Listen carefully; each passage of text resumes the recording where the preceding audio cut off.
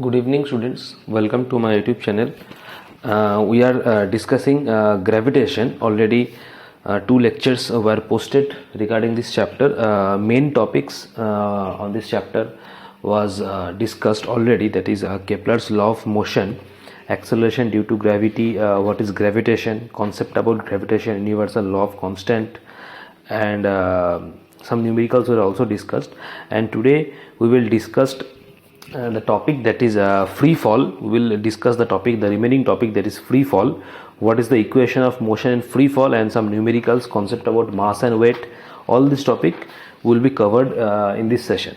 So let's start with the concept, that is free fall. What is free fall? Free fall. Now when objects fall towards the earth, under the influence of Earth's gravitational force, when an object falls towards the earth, that is when object is attracted towards the earth center under the influence of Earth's gravitational force alone, then these are called free fall. That means this freely falling body then is called free fall. So when objects they fall under the influence of Earth's gravitational force, that means no other force is responsible for this falling of objects, only the gravitational force of Earth is responsible, then these freely falling objects or these freely falling objects are called free fall, and the motion is known as free fall motion. So that is the concept about free fall. Here only the gravitational force of Earth is involved. So the definition is, when an object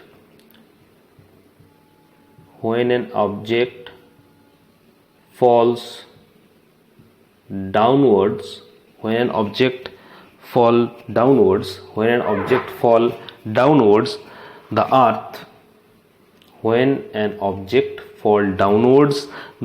under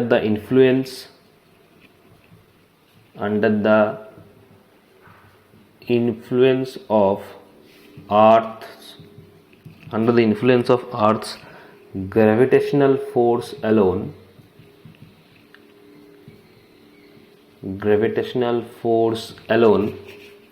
then these are called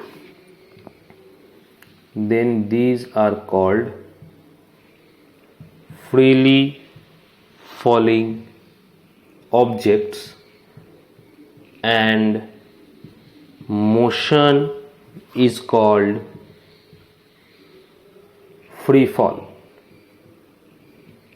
So that is the concept of free fall. When an object it falls downwards the earth under the influence of Earth's gravitational force alone, then these are called freely falling objects, and the motion of these objects will be known as free fall. So only Earth's gravitational force is responsible here.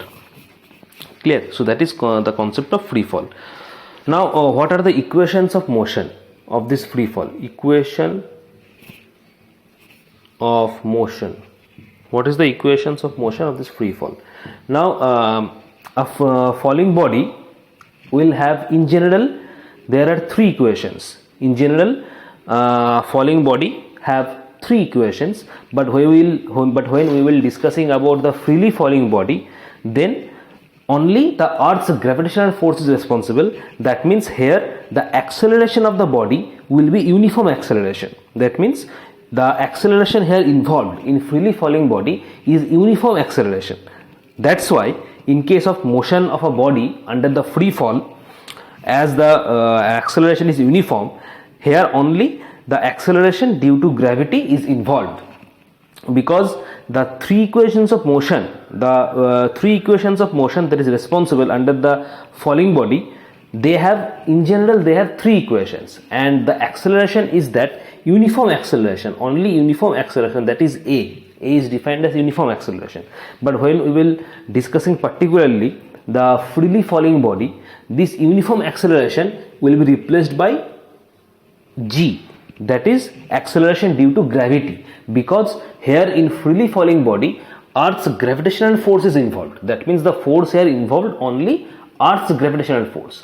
So in general equation the acceleration A will be replaced with the g, that is acceleration due to gravity. So when an object freely falls downwards, or when an object falls towards the center of the earth, here the acceleration is uniform, and in case of freely falling body, the acceleration uniform is replaced by acceleration due to gravity, which is acting downwards,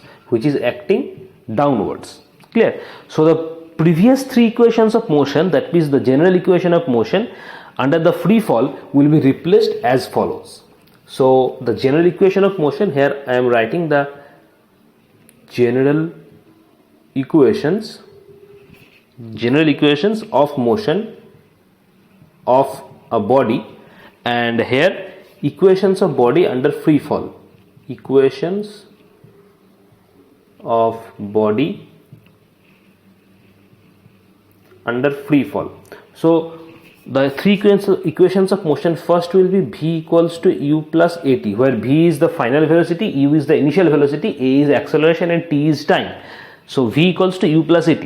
Second equation was s equals to ut plus 1 by 2 at square. S is the distance travelled by the body, u is the initial velocity, t is the time, and a is the acceleration.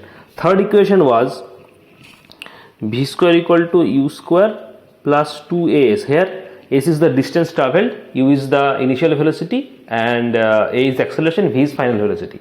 So in all this equation, the acceleration involved is a. This is the general equation of motion of a body.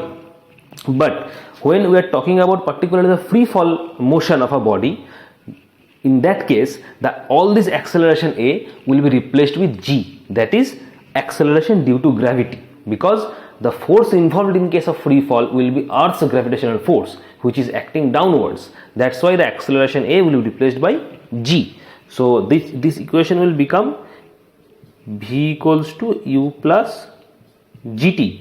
This equation will turn into s equals to distance s equals to ut plus 1 by 2 gt square. Here this equation will turn into v square equals to u square plus 2gs. So all these a will be replaced by g. Only here this s will be turned to a, v square equal to u square plus 2gh. Here also s will be replaced by h, because h means height. Here h means height. So first equation is v equal to u plus gt. Second equation will be h equal to ut plus half gt square. And third equation is v square equal to u square plus 2gh. Only a is replaced by g and s is replaced by h, because here s means the distance travelled and here h means the height, the height on which the body is falling from downwards, that is the height. So acceleration a is replaced by g and s, the distance travelled, is replaced by h. So these equations are known as freely falling body equations, or equations of the body under free fall, where this h is the height from which the object falls, t is the time of fall, u is the initial velocity, v is the final velocity, and g is the acceleration due to gravity. Clear? So these equations are termed as the equations of motion or equations of body under the free fall. Clear? So that is the concept of free fall. So let's solve one numerical based on this free fall concept or these equations, because numerical is very important in this chapter. So let's solve one basic numerical. So question number 1, a small numerical, that is, suppose the numerical is a car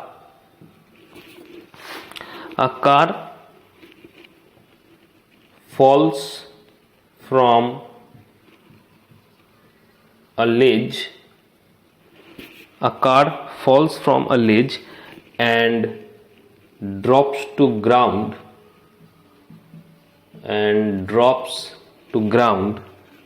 in 0.6 second. A car falls from a ledge and drops to ground in 0.6 second. The value of g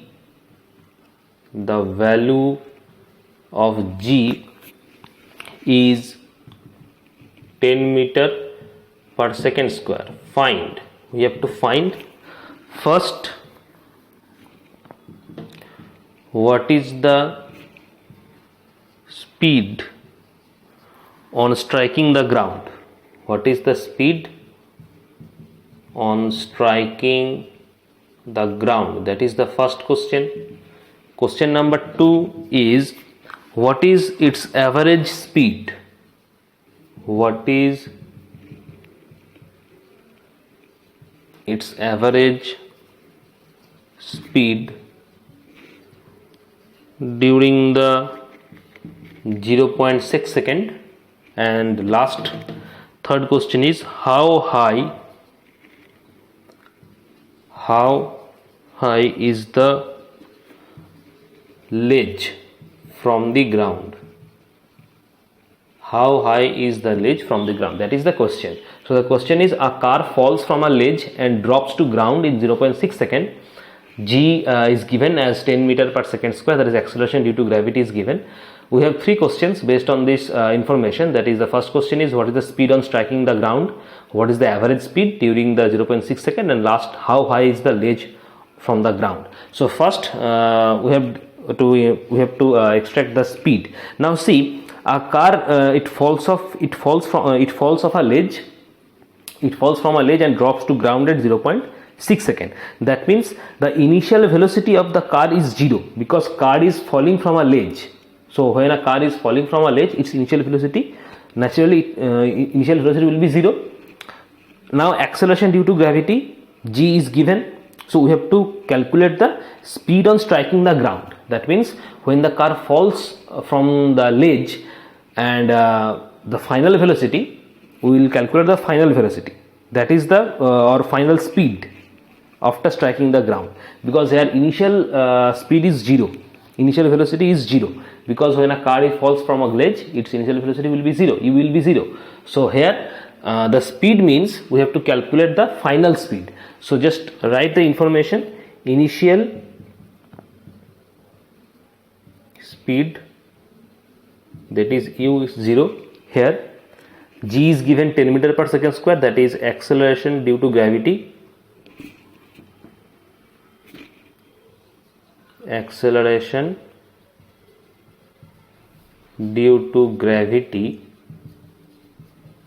that is g given 10 meter per second square.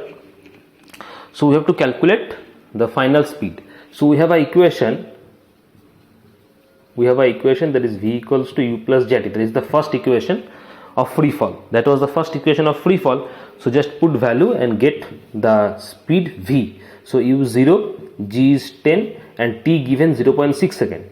See that t given in information 0.6 second. So just write here in one corner, that is t equal to 0.6 second. So 0 plus 10 into 6 by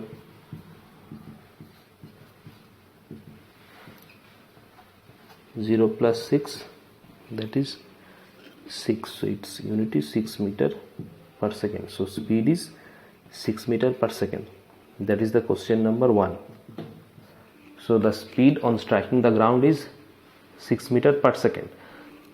So the first question is solved, 6 meter per second. Second question is what is its average speed during the 0.6 second. So now the second question is average speed. Average speed. Now average speed means its initial speed plus final speed divided by 2. That is the formula of average speed. The formula of average speed is initial speed plus final speed divided by 2. That was the formula of average speed. So formula of average speed is initial speed u, final speed v divided by 2. That is the formula of average speed. Now initial speed u is 0, final speed v we have got 6, final speed divided by 2. That means 6 by 2, so 3. That means 3 meter per second. That is the average speed, because the average speed formula is initial speed plus final speed divided by 2. That is the formula. So question number 2 solved. Average speed solved. Question number 3, how high is the ledge from the ground? So we have to extract high or height. That means height means h. We have to define h. That means we have got the speed, we have got the average speed, we have time, we have the value g, From this information we should require to define the height. How high is the ledge from the ground? So the formula of height, that is here, formula of height means here distance. Height means here distance. So the distance traveled h. What is the formula of h? H is ut plus half gt square. That is the formula. The second equation of motion of freely falling body, h equal to ut plus half gt square. A car when falls from a ledge and drops to ground, that means here we calculate h, that means the height from which the car falls, that is the distance actually. So ut plus 1 by 2 gt square. So u is 0, t is 0.6 given, 1 by 2, g given 10 and t 0.6. So t square means 0.6 into 0.6. So 0 plus 0.6 means 0.6 plus 2 5s are 10. Now 5 into 0.6 into 0.6.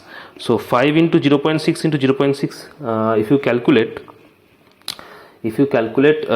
this is 0.6, 0 ut, this will be multiply, because ut means u multiply 2, so 0 multiply 6. So when 0 multiply 0.6, it will be 0, because here it is ut means u multiply t.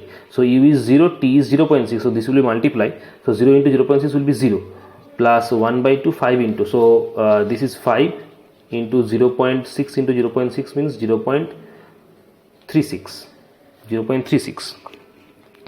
So 0 plus 5 into 0.36 means 0 plus 5 into 0.36, that is 1.8. So 0 plus 1.8 means 1.8. So it is 1.8 unit will be meter. So height will be 1.8 meter. That means the height is 1.8 meter. The distance travelled by the car when it falls from a ledge, the distance is 1.8 meter. So 1.8 meter is the answer. Clear? So that's how we will solve the numerical using the equations of motion of free fall. Clear? So in your NCERT or any other reference book, many numericals were given on this concept. So just solve, and you may expect one question in your exam from this topic, that is equations of free fall motion. So this concept is covered. Now the next topic, that is concept of mass and weight. What is mass and what is weight? Concept of mass and weight. So first we will discuss mass. It is represented as m. Mass. Now what is mass? It is the total content of the body. Mass is the total content of the body which actually measures the inertia. Now you know what is inertia in force and laws of motion. When I discuss the chapter force and laws of motion, on that chapter I have discussed already what is inertia. So if you visited my YouTube channel, you can easily assume that on force and laws of motion chapter I have detailed discussed the inertia concept. So what is the mass? It is actually the total content of the body. Total content of the body, or in another word you can say it is the total quantity of matter.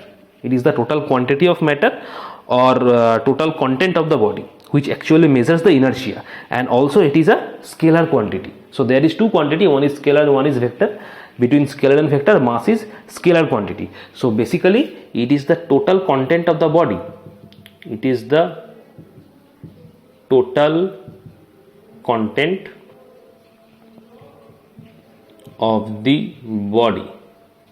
It is the total content of the body which measures the inertia of the body, which measures the inertia of the body, that is the mass. It is the total content of the body which measures the inertia of the body. You can write this, or also you can write that mass is a quantity of matter contained in the body. Mass is the quantity of matter contained in the body. Mass is the quantity of the matter contained in the body. You can also write this. Clear? And it is a scalar quantity. Mass is a scalar quantity. It is not vector quantity, because Scalar quantity means it has only value, it has only magnitude. If only value is present, that quantity will be scalar quantity. But with value, direction if also present, that quantity will be vector quantity. But in case of mass, only value is given, but only value, we can only get value of mass. Mass has no direction, that means it is a scalar quantity. If value and direction both is found, then that quantity will be vector quantity. But it is a scalar, only value we can found for mass, it has no direction, so that means it is a scalar quantity. What is unit? What is the unit of mass? Its unit is kg. Its unit is kg or kilogram in SI process or SI unit. On CGS unit, its unit is gram. So this is the two method of finding unit. One is SI method. In SI method, its unit is kg. On CGS method, its unit is gram. So it has two unit. Clear? Next, weight. So this is about, what about mass? Next, weight. Weight, it is defined as W. What is weight? Weight of the object. The weight of an object is the force with which it is attracted towards the earth. Listen carefully. Weight of an object is the force with which it is attracted towards the earth. That means it is a one type of force. It is nothing but it is a one type of force which is attracted, by which object is attracted towards the earth. That is the weight. So weight of an object, weight of an object is the force, weight of an object is the force with which it is attracted, with which it is attracted towards the earth, with which it is attracted towards the earth. That is the weight. Weight of an object is the force with which it is attracted towards the earth. That is the weight. So if suppose an object having mass m, if an object suppose having mass m and acceleration due to gravity is g, then weight will be equals to mg. Weight will be equals to mg. That is the relation between weight and mass. Here m is the mass of the body and g is the acceleration of the body, because weight means object is attracted towards the earth by a force, and the force involved here is the earth's gravitational force. The force here involved as earth's gravitational force, because weight means it is a force with which an object is attracted towards the earth, and the force here is particularly known as earth's gravitational force. So when an body is attracted towards the earth by a force, it is called weight. And here, as it is attracted by a force, here acceleration is involved. Whenever there is a force, there is also an acceleration, and the acceleration involved here as earth's gravitational acceleration, that is g. So if m is the mass of the body and the acceleration here involved is g, that means weight will be W equals to mg. That is the relation between weight and mass. So this is the expression or equations of weight, W equal to mg, where m is the mass and g is the acceleration due to gravity. Now weight is a scalar, is not a scalar quantity, it is vector quantity. Weight is a vector quantity because weight has value as well as direction. Weight has value as well as direction. That's why it is a vector quantity, it is not scalar. Mass is scalar quantity, but weight is vector because weight has value as well as direction. Its direction is towards the earth. Towards the earth. That's why weight is a vector quantity. Clear? Its SI unit. Its SI unit is Newton. SI unit of weight is Newton. SI unit of weight is Newton, and its CGS unit will be dyne. CGS unit will be dyne. Like mass, weight has also unit, but its SI unit is Newton and CGS unit is dyne. Clear? So that is all about weight. This is the concept of mass and weight. Clear? So one is scalar quantity and one is vector quantity. Next, last concept of this chapter.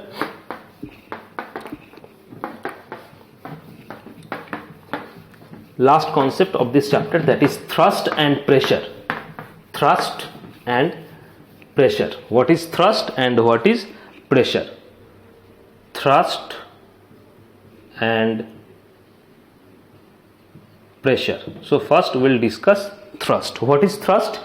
Now thrust is also a force. It is also one type of force. Thrust is also one type of force. It is acting on the perpendicular to the surface. Thrust is also one type of force, but it is acting on an object. It will be acted on the object, but its direction will be perpendicular to the surface. So thrust is one type of force. It will act on an object, but the direction will be perpendicular to the surface. That is the thrust. Clear? So it is also one type of force. Thrust is a force acting on an object perpendicular to the surface. Perpendicular to the surface. So thrust is a force acting on an object perpendicular to the surface. Clear? So as it is a force, as thrust is a force, so its unit will be the unit of force, because thrust is a force. So unit of force and unit of thrust will be same, because thrust is a force. That's why unit of force and unit of thrust will be same. Now unit of force is Newton, so unit of thrust will be Newton. Clear? So its unit will be Newton. Its unit will be Newton, and it is also vector quantity. Like weight, it is also vector quantity. Thrust is also vector quantity, because thrust has value as well as direction. Its direction is perpendicular to the surface. This direction is perpendicular to the surface. That's why it is a direction, and it has also value. That means it is a vector quantity. That is thrust. Now, thrust was one type of force. Now talking about pressure. What is pressure? Pressure is a force. Pressure is also a force. Like thrust, pressure is also a force. But the difference is the area will be an unit area on which the force will be acting on an object. The force or pressure up to which the area will be acted, the pressure on that particular area perpendicularly, the area will be unit area. Look here, thrust is a force. It will be acted on an object perpendicularly to the surface, and the effect of thrust will be depend on that area. The effect of thrust will be dependent on the area on which the thrust acts. But coming to pressure, pressure is also force. But the difference between thrust and pressure is that pressure acted perpendicularly on an object, and the area on which the pressure is acting, the area will be unit area. That means area will be 1. That is the difference between thrust and pressure. Clear? That is the only difference between thrust and pressure.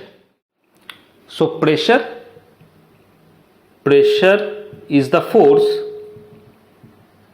Pressure is the force acting on an object perpendicularly. Pressure is the force acting on an object perpendicularly on an unit area. This unit area is very important. Here area should be unit. In case of pressure, the area should be unit. That means the effect of pressure that depends on an area, and the area will be unit area. But in case of thrust, the area is not unit. That is the only difference. But more or less thrust and pressure both are same. Only the difference is that pressure required an unit area, and in case of thrust it does not require an unit area. That is the difference. The similarity is pressure is also force and thrust is also one type of force. Clear? So pressure has a formula, that is pressure if it is denoted by P. Pressure if it is denoted by P, then pressure will be force by area. F is force and A is area. That is pressure P will be equals to force by area. Now here force means thrust. Here force means thrust and A means area.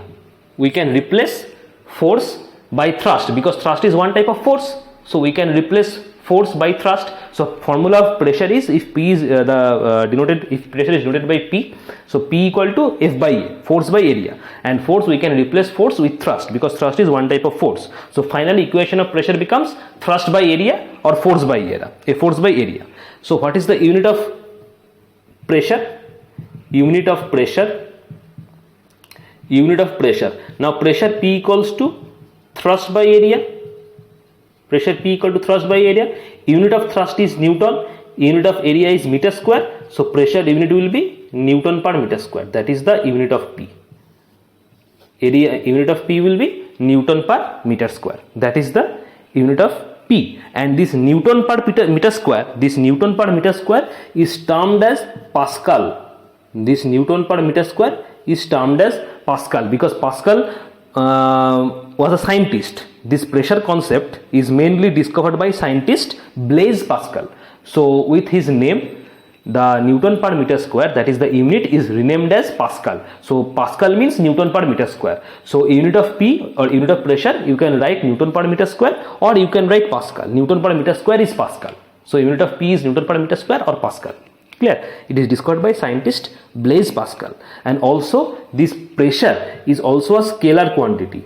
This pressure is a scalar quantity. It is not vector. It is a scalar quantity because pressure is only value. Pressure has only value. That's why it is a scalar quantity. But in case of thrust, thrust was not scalar. It was vector quantity. Thrust was vector quantity. But coming to pressure, pressure is scalar quantity. That is the difference. Clear? So that's all about the thrust and pressure. And with this, your gravitation chapter is complete. There is no other topic remaining. All the topics are covered. This is the session 3, and with this 3 session, all this topic in gravitation was covered. Clear? In the next session, we will discuss the only question answers from your NCERT and some other reference textbook. Clear? So thank you.